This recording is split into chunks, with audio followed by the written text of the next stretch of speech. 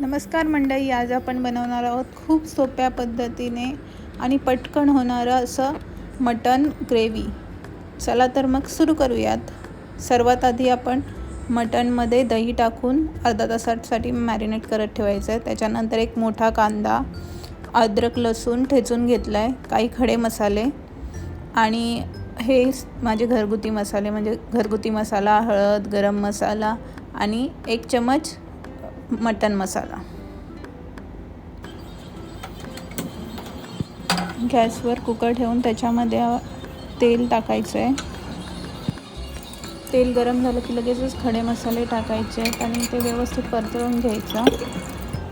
आता खडे मसाले व्यवस्थित परतवून घेतलेले आहेत, लगेचच त्याच्यामध्ये अद्रक आणि लसूण जे ठेचून घेतलेले आहेत ते टाकायचं आणि लगेचच थोड्या वेळाने त्याच्यामध्ये कांदा ॲड करून छान गोल्डन ब्राऊन होईपर्यंत मिक्स करून घ्यायचं आहे।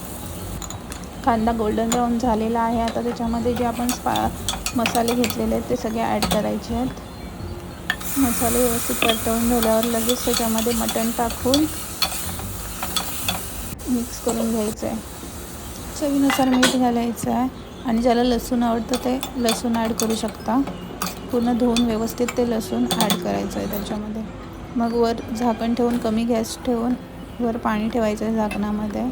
आता आपल्या मटणला छान असं ग्रेव्ही तयार झालेली आहे, तर त्याच्यामध्ये थोडं पाणी ॲड करून थोडंसं वाटण टाकून व्यवस्थित कुकर बंद करून घ्यायचं आहे आणि 4-5 शिट्या घ्यायच्या आहेत। अशा प्रकारे आपली खूप सोप्या पद्धतीने मटण ग्रेव्ही बनून तयार आहे। व्हिडिओ आवडली असेल तर नक्की लाईक करा, सबस्क्राईब करा आणि तुमच्या मित्रमैत्रिणींसोबत नक्की शेअर करा। बाय।